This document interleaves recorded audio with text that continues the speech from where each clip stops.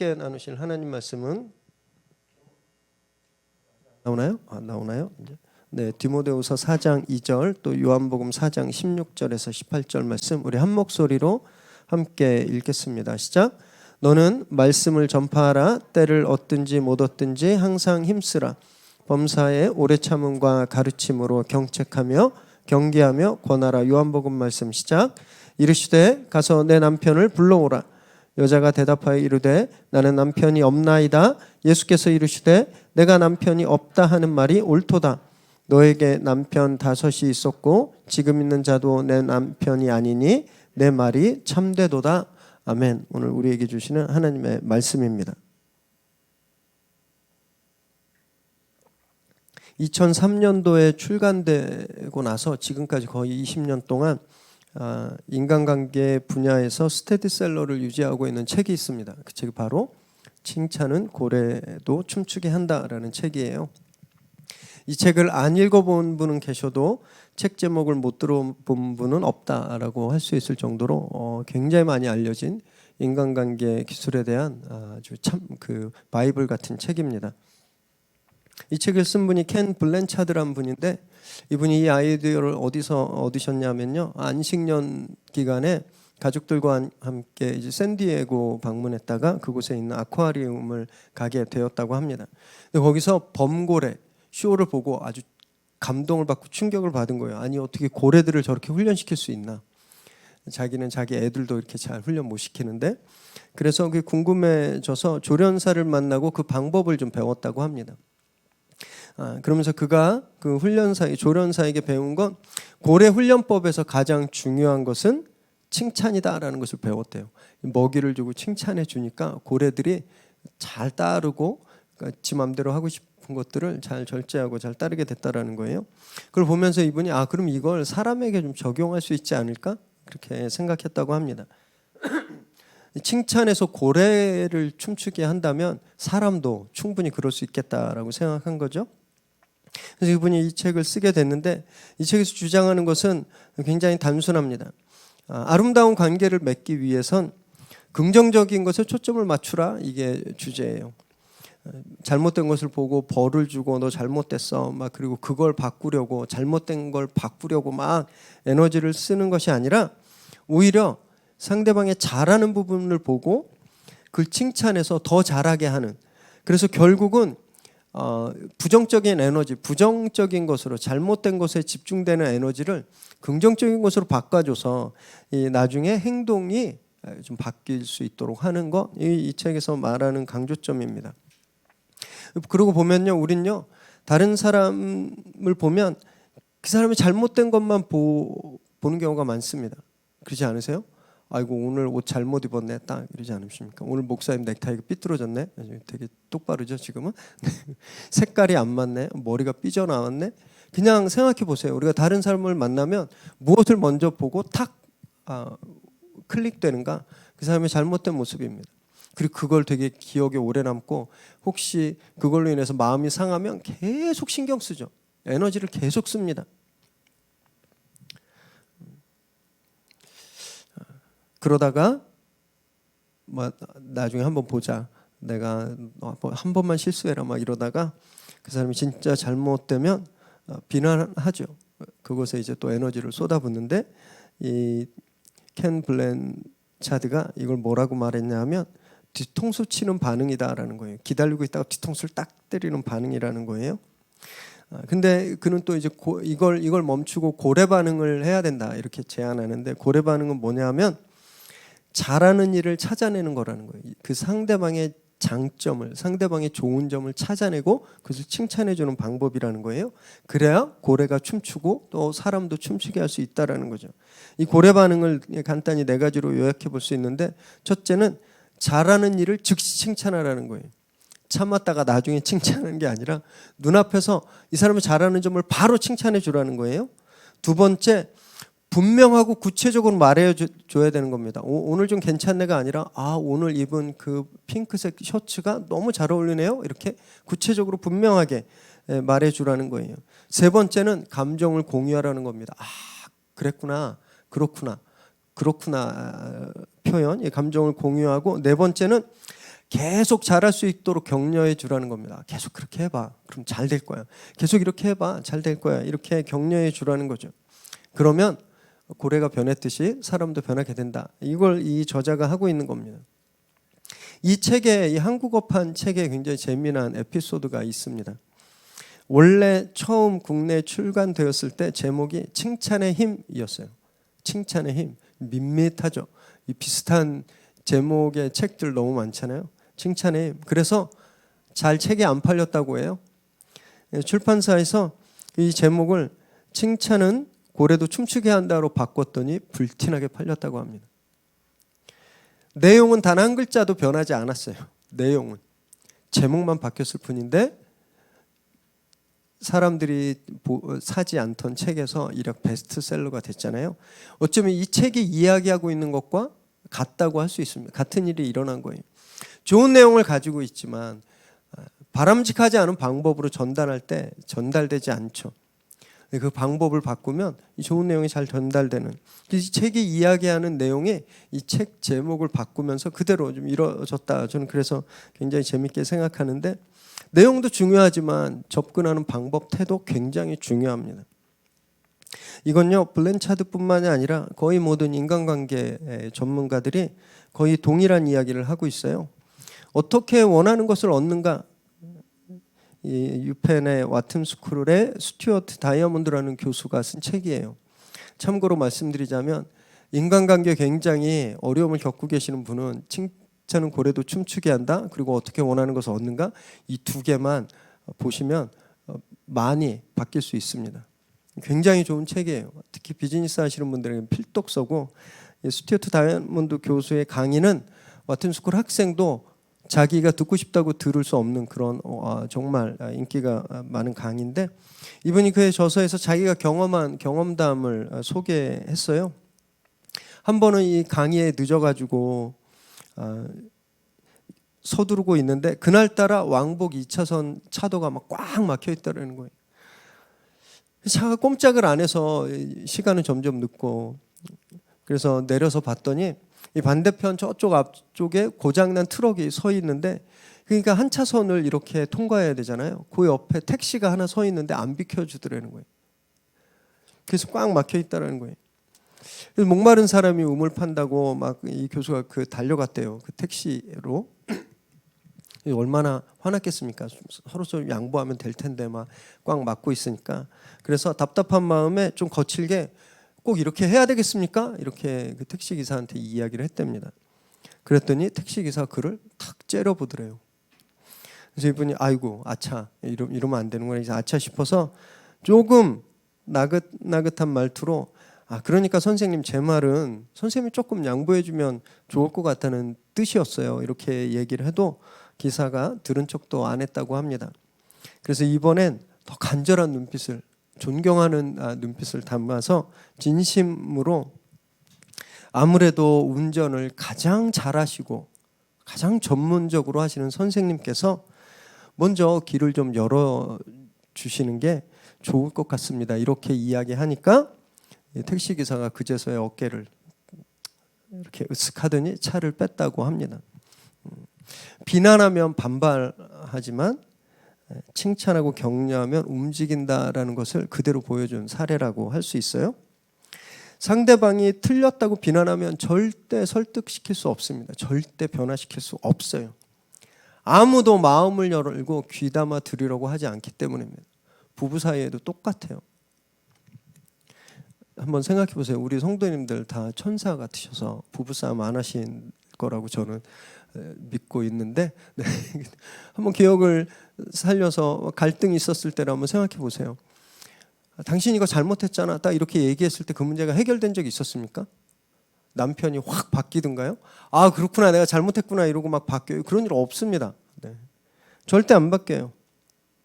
우린 지난 시간 2주간 걸쳐서 나는 죄인이 아니야, 내가 왜 죄인이야 이렇게 생각하는 사람들에게 우리 모두 죄인이다라는 것을 가르치고 설득해야 되는 것에 대해서 나누었죠. 실제로 전도할 때 이 부분이 가장 어려운 부분입니다. 실제적으로 반발해요.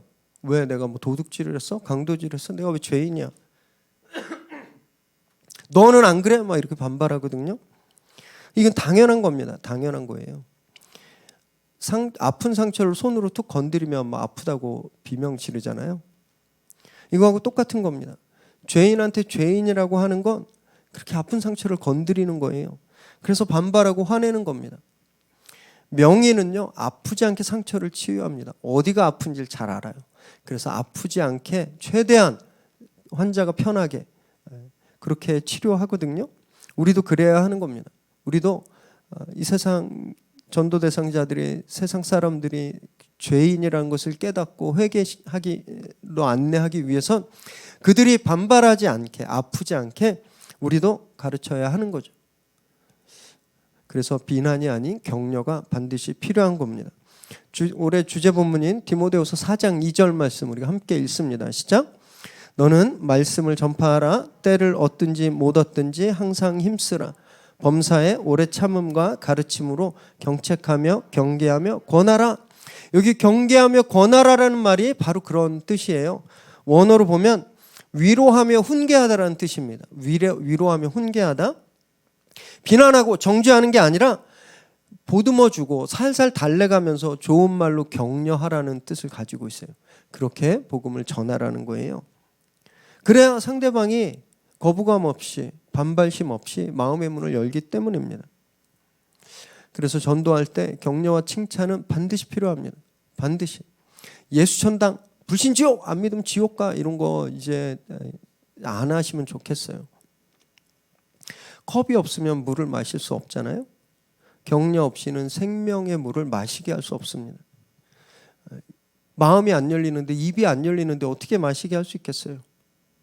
그래서 오늘 저희가 본문을 통해서 예수님께서 격려의 ABC를 보여주십니다. 주님께서 사마리아 수가성에서 한 여인에게 복음을 전하시는 그런 사건을 저희가 나눌 텐데, 우린 여기서 격려는 이렇게 해야 되는구나라는 것을 배울 수 있을 거예요. 말씀을 나누실 때 우리도 정말 예수님이 보여주신 모범을 따라서 격려하며 복음을 좀 잘 전하게 되기를 바랍니다. 요한복음 4장 3절 4절 우리가 함께 읽을까요? 시작. 유대를 떠나사 다시 갈릴리로 가실새 사마리아를 통과하여야 하겠는지라.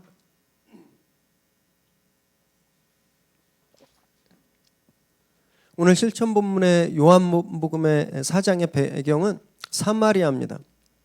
사마리아 많이 들어보셨지만 이 사마리아가 어딘지 좀 한번 좀 구체적으로 보기 위해서 우리 지도를 좀 한번 보겠습니다.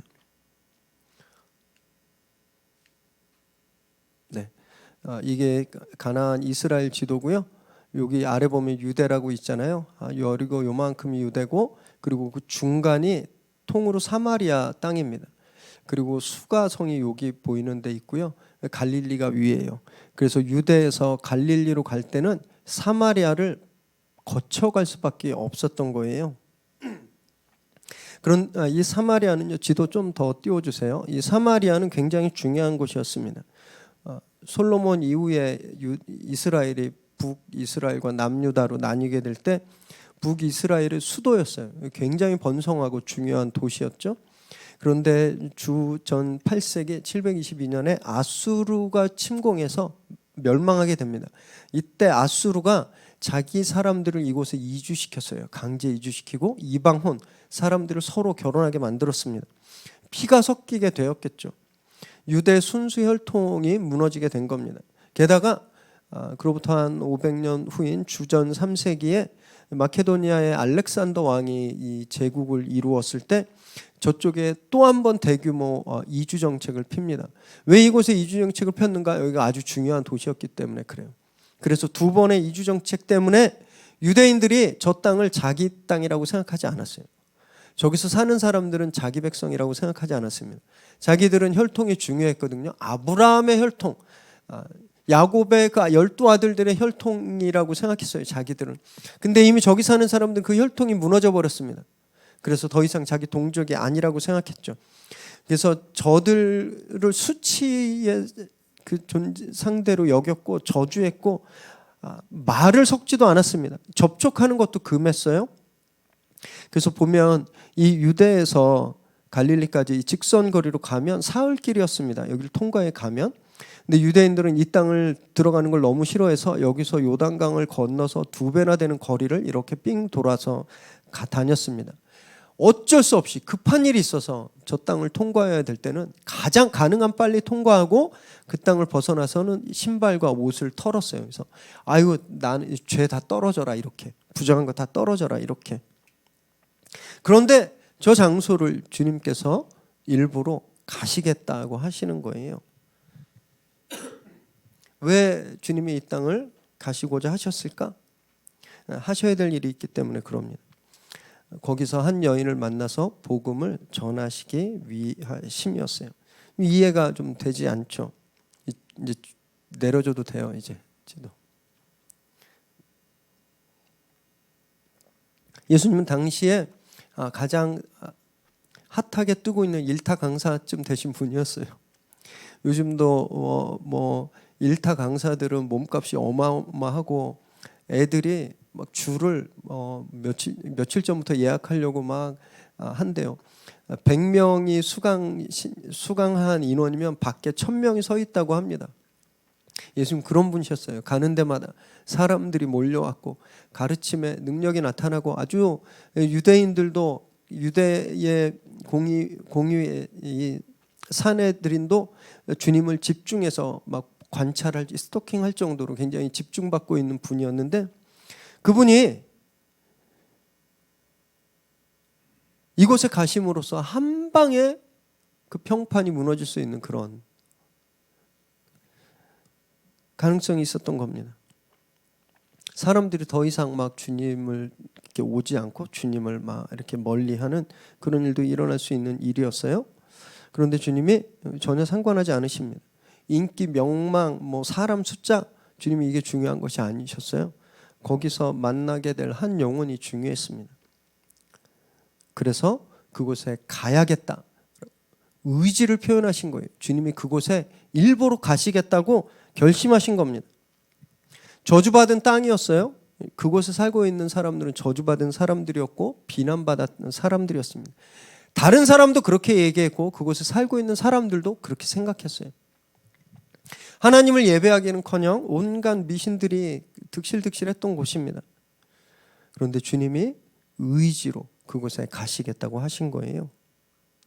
그럼 그래서 이 의지가 굉장히 중요합니다. 우리가 전도해야 될 사람들, 이 세상 사람들 보면요, 진짜 꼭 사마리아 사람들 같아요. 온갖 미신과 귀신에 사로잡혀 있습니다. 요즘 방송만 봐도 막 법사, 무당, 도사 막 이런 얘기들 막 많잖아요. 그냥 일반적인 거예요. 사람들이 그렇게 귀신에 사로잡혀 있습니다. 다. 그렇게 귀신에 사로잡혀 있는 사람들에게 자기들이 죄인임을 가르치고 복음을 전하기 위해서 우리도 강한 의지를 가져야 돼요. 내가 그들에게 가겠다라고 하는 의지. 그들에게 복음을 꼭 전하고야 말겠다고 하는 강한 의지가 있어야 하는 겁니다. 그래야 우리가 비난하지 않을 수 있어요. 이런 의지가 없으면 눈에 보이는 대로 비난합니다. 유대인들은 사마리아 사람들을 구하려고 하는 의지가 없었어요. 그래서 볼 때마다 저주하고 비난했죠.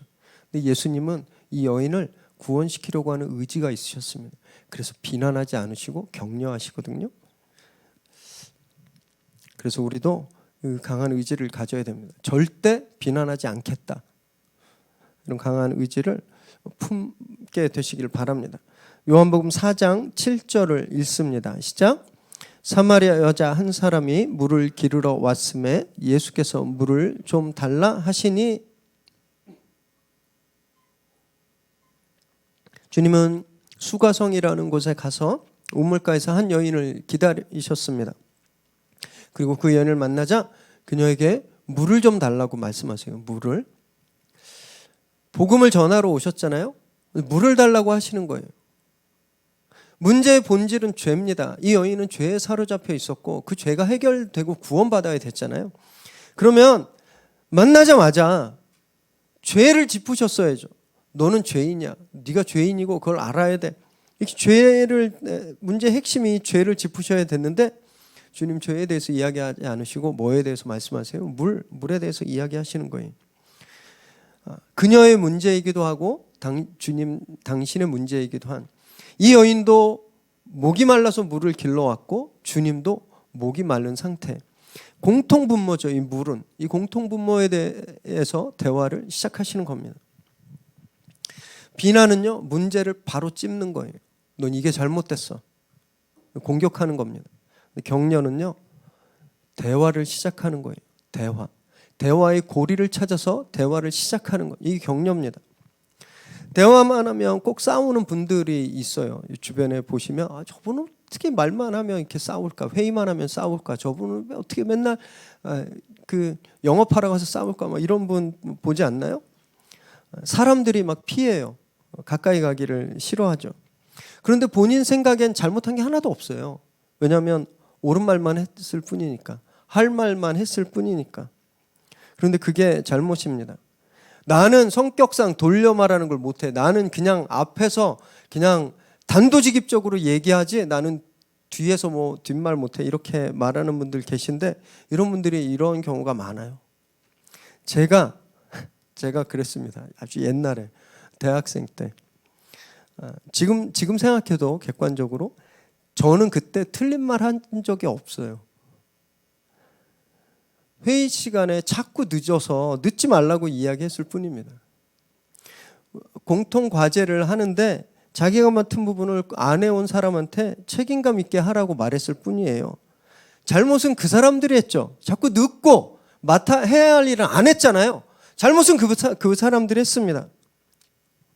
제가 한 말은 틀린 말이 아니에요. 늦지 마라. 책임감 있게 해라.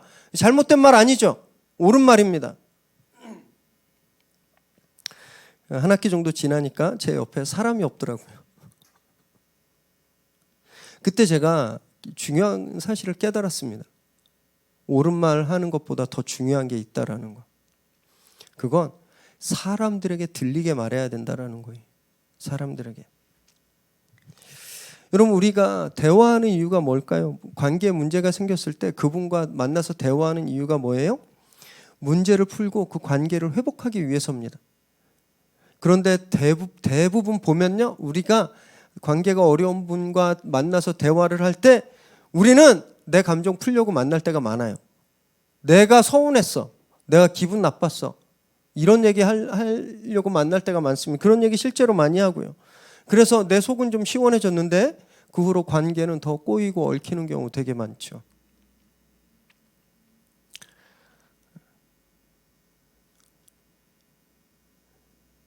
목적이 관계를 푸는 거면 그걸 위해서 내 감정을 절제하고 내가 하고 싶은 말도 참을 줄 알아야 되는 겁니다. 이것이 지혜롭고 성숙한 거예요.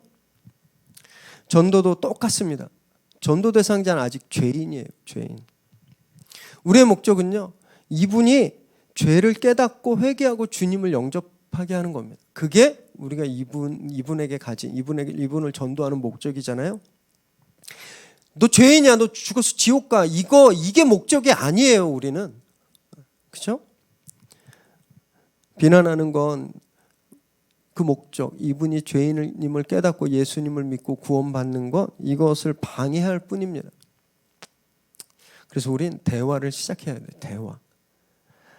같은 관심사나 취미, 아이들 양육 문제 이런 것들 얼마든지 우리 공통 분모를 찾을 수 있어요. 주님이 이 여인에게 죄라는 핵심에 바로 가지 않고 물을 달라고 하고 대화를 시작하셨던 것처럼 우리도 우리 전도 대상자들과 찾아보면 그런 대화의 공통 분모들이 있을 겁니다. 그럼 거기서부터 대화를 시작하시기 바라요. 그것이 굉장히 중요합니다. 요한복음 4장 9절 10절 읽습니다. 시작. 사마리아 여자가 이르되 당신은 유대인으로서 어찌하여 사마리아 여자인 나에게 물을 달라 하나이까 하니 이는 유대인이 사마리아인과 상종하지 아니함이로라. 예수께서 대답하여 이르시되 내가 만일 하나님의 선물과 또 내게 물 좀 달라 하는 이가 누구인 줄 알았더라면 내가 그에게 구하였을 것이요 그가 생수를 내게 주었으리라. 여인이 굉장히 당황했죠. 유대인이? 그것도 남자가 나한테 물을 왜? 이해할 수 없는 상황인 거예요. 그래서 짜증스럽게 거절의 의사를 표현하죠. 왜 나에게 물을 달라고 하냐고. 유대인 남성이 사마리아인 여성에게 말 거는 건 상식 밖의 행동이었기 때문이에요. 그래서 주님이 개의치 않으십니다. 이 여인의 거절에. 이번엔 다른 물을 소개하고 있어요. 생수. 우물물보다 훨씬 좋은 물을 소개하고 있죠. 이 주님이 준비하신 거예요. 이 여인에게. 전도할 때 단번에 예수 믿자, 우리 예수 믿고 우리 교회 같이 가자 그럴 때 그래 나 교회 갈게 이렇게 하는 건 복권 맞을 확률과 거의 비슷합니다.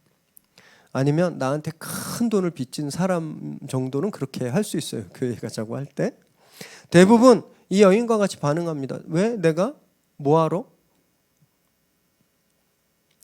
불편하고 부담스러워해요. 이때 우리가 정말 지혜롭게 잘 대처해야 돼요. 주님은 일부러 사마리아에 오셨죠. 당신이 그렇게 결정하시고 의지를 갖고 사마리아에 오셨어요. 그리고 우물물에서 이 여인을 기다리셨습니다. 대화도 먼저 하셨어요. 그런데 이 여인이 차갑게 반응했죠. 전혀 불쾌한 내색을 하지 않으시는 거예요. 오히려 그녀에게 더 좋은 것을 제시하십니다. 이 우물보다 훨씬 좋은 생명수를 제시하시잖아요. 잠시 우리가 곧 보겠지만 이 여인의 목마름은 이 우물물로 해결될 만한 것이 아니었어요. 그녀가 살아온 세월 자체가 갈증이었습니다. 그리고 그녀가 느끼는 갈증은 해결될 기미도 보이지 않았어요. 불가능해 보였어요. 그래서 이날도 이 여인은요, 사람들이 없는 시간을 택해서 물을 기르러 온 겁니다. 그럼 그녀에게 주님이 나한테 더 좋은 것 있다? 이렇게 말씀하시는 거예요.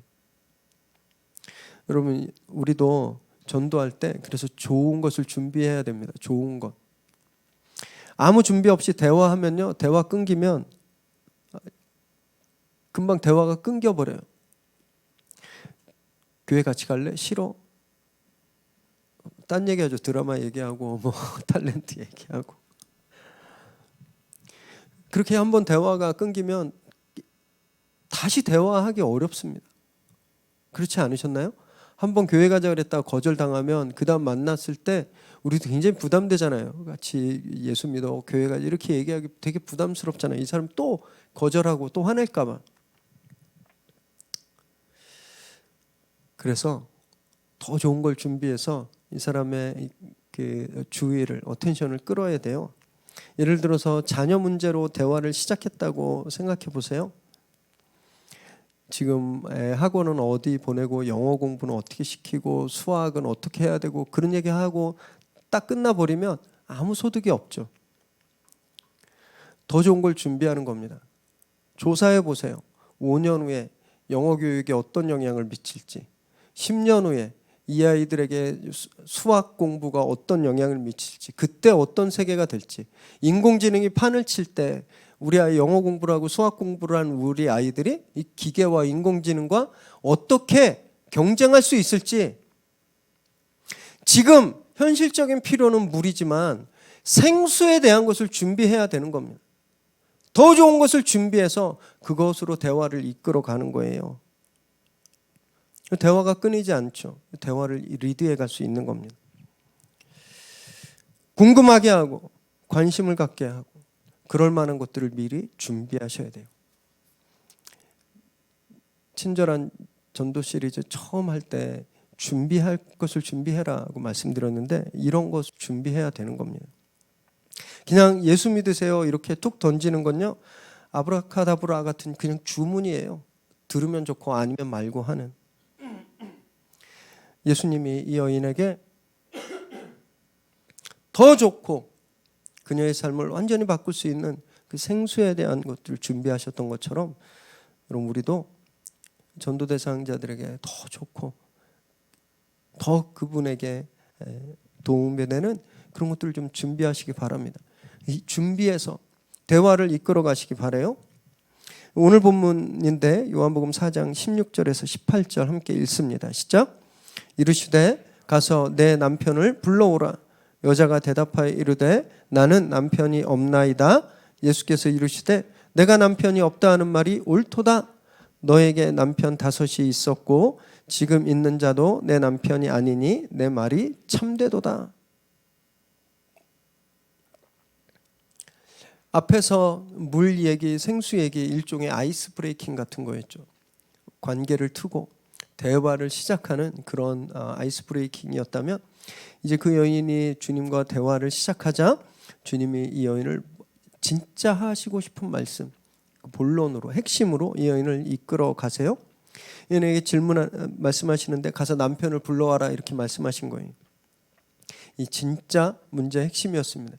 이 여인의 삶의 문제가 바로 이거였어요. 이 여인이 대답한 것처럼 이미 남편이 5이나 있었고 지금도 함께 사는 남자가 있지만 이 여인에게 그 누구도 남편이 아니었습니다. 이게 진짜 갈증의 핵심이었어요. 아마 이 질문을 들었을 때 이 여인은 충격받았을 겁니다. 자기 진짜 삶의 근원적인 문제를 누가 터치한 거예요? 지금 한번 생각해 보세요. 지금도 우리 옆집에 어떤 여성분이 이혼을 5번이나 하고 6번째 남편과 살고 있다고 하면 시선이 곱지 않을 겁니다. 좀 뭐 하는 사람인데 저럴까? 네. 애들한테 그 집 가서 놀지 말라고 막 그럴 거예요.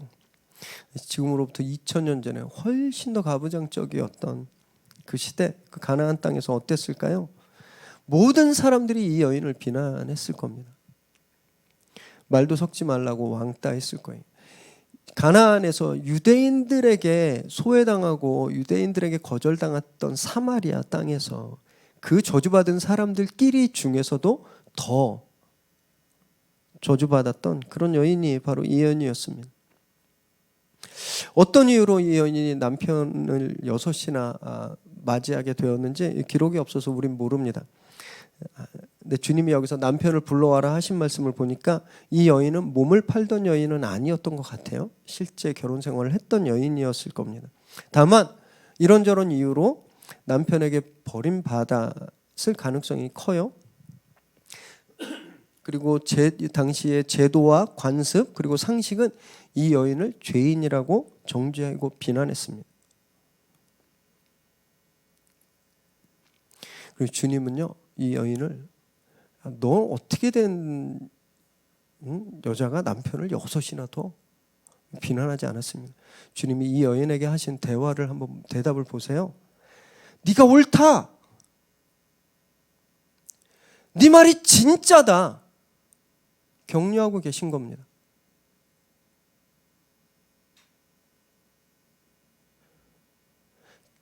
주님은 누구보다 더 이 여인이 얼마나 죄인인 걸 가장 잘 아셨을 겁니다. 심령을 감찰하시는 분이시기 때문에. 그런데도 주님이 이 여인을 비난하지 않는 거예요. 너 네가 이래서 그러는 거야. 네가 그때 이렇게 했어야 되는데 그러지 않아서 네가 이 꼴 난 거야. 알았어? 비난하지 않으셨어요. 이 여인의 말을 옳다고 인정하시고 네 말이 참이다 격려하셨습니다.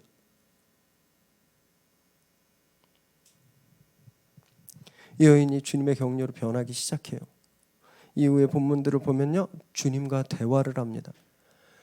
예배에 대해서, 하나님에 대해서, 그리고 그 대화를 통해서 주님이 누구신지를 깨닫게 되자 정말 놀라운 행동을 하게 되는데 요한복음 4장 28절에서 30절 읽습니다. 시작. 여자가 물동이를 버려두고 동네로 들어가서 사람들에게 이르되 내가 행한 모든 일을 내게 말한 사람을 와서 보라. 이는 그리스도가 아니냐 하니 그들이 동네에서 나와 예수께로 오더라. 물동이를 내비두고 동네로 뛰어갔어요. 여기 물동이를 들고 올 때는 사람들이 볼까 봐 사람들 다 자는 정오에 왔어요. 그런데 상관없이 사람들이 있는 곳으로 뛰어간 겁니다. 사람들이 다 집 안에 있었으니까 어땠겠어요? 집집마다 문을 두드리지 않았을까요? 와서 나와보라고 내 말 좀 들어보라고. 사람 완전히 달라졌습니다. 완전히 다른 사람이 된 거예요.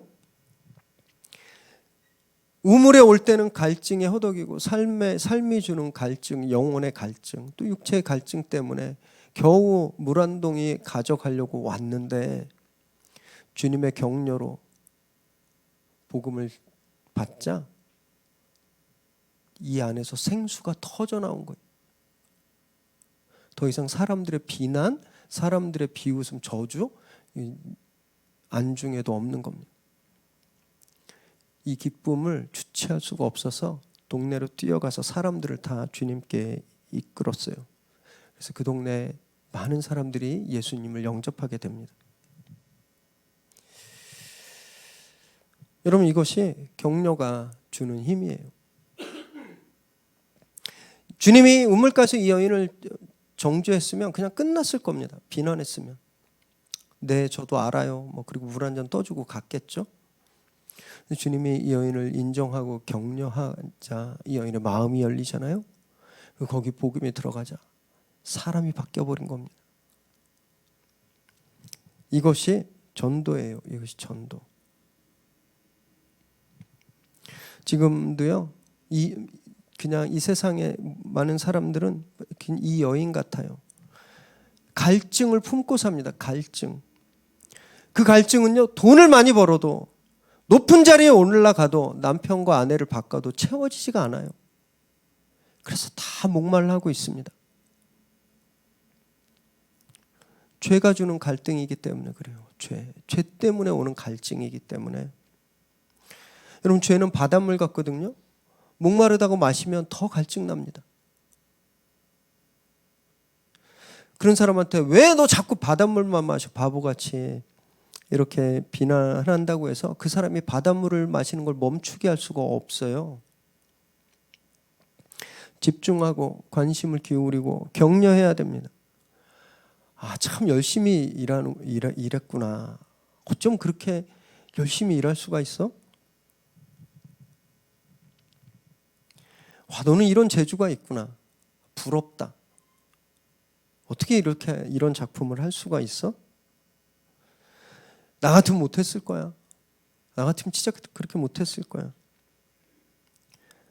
이렇게 격려하고 칭찬할 때 그들 마음이 움직이는 겁니다. 본인들도 알아요. 자기들이 아무리 그렇게 살고 열심히 노력해도 이 목마름이 해결되지 않는다는 것을 자기가 제일 잘 압니다. 그 마음을 열어야 돼요. 격려를 통해서. 그리고 왜 우리가 이렇게 끝없이 목말라야 하는지 그것이 죄 때문인 것을 가르쳐야 되는 겁니다. 그리고 더 좋은 것, 정말로 우리 인생의 목마름을 단번에 해결할 수 있는 생수 예수 그리스도를 전하는 것. 여러분, 이것이 전도라는 거예요. 여러분, 그래서 전도는 진짜 가벼운 거 절대 아닙니다. 전도지 들고 전철역 가서 이 전도지 뿌리는 거 전도라고 생각하지 마세요. 아주 조그만 일부분일 뿐이에요. 우리가 예배 드리는 것, 주일날 나와서 예배 드리는 것, 새벽마다 기도하고 예배 드리고 또 성경 공부하고 우리가 양육 훈련을 받고 양육시키고 말씀대로 순종하면서 정말 말씀에 합당한 그런 착한 삶을 사는 것, 이게 다 전도를 위한 훈련입니다. 이게 다 전도를 위한 거예요. 우리의 모든 믿음 생활의 총합 전도를 위한 거예요. 그래서 전도는 되게 쉬운 게 아닙니다. 가볍게 할 수 있는 거 절대 아니에요. 엄청난 준비가 필요하고 노력이 필요한 겁니다. 그래서 저는 저와 여러분이 이제 격려하는 연습부터 좀 하면 좋을 것 같아요. 생각보다 우리 잘 못합니다. 부부 사이에도 격려 잘 못해요. 너무 가까우니까 비난부터 많이 합니다. 비난해도 다 이해해 주겠지라고 하는 생각이 있는 거예요. 이 사람 내 편이니까 내가 뭔 말해도 다 이해해 주겠지. 이 세상에 내 편 없습니다. 내 말을 듣고 상처 안 받을 사람은 없어요. 가까이 있는 사람일수록 그렇습니다. 칭찬해 보세요. 하루에 하나씩 딱 정해서 칭찬해 보십시오. 그렇게 한번 마음을 먹어보세요. 자연스럽게 되는 거 아무것도 없습니다. 자연은 타락했기 때문에 그냥 자연스럽게 되는 건 죄 짓는 것만 자연스럽게 돼요. 선한 건 절대 자연스럽게 될 수 없습니다. 우리가 의지를 가지고 연습하고 훈련해야 겨우 되는 거예요. 하루에 한 번씩 가족을 칭찬해 보기, 또 하루에 한 번씩 직장 동료들을 칭찬하고 격려하기로 계획을 딱 세우고 그렇게 훈련해 보십시오. 그래서 우리가 자연스럽게 누구를 만나든지 그 사람의 장점을 보고 칭찬하고 격려할 수 있도록 그렇게 훈련하시기 바랍니다. 그래야 이제 전도할 준비가 되었다고 할 수 있는 거예요. 올해 정말 이 여인뿐만이 아니라 우리를 격려하고 칭찬하신 그런 우리 주님을 닮게 되길 바랍니다. 그래서 올해는 진짜 전도 대상자를 주님께 인도하게 되기를 주님의 이름으로 축원합니다.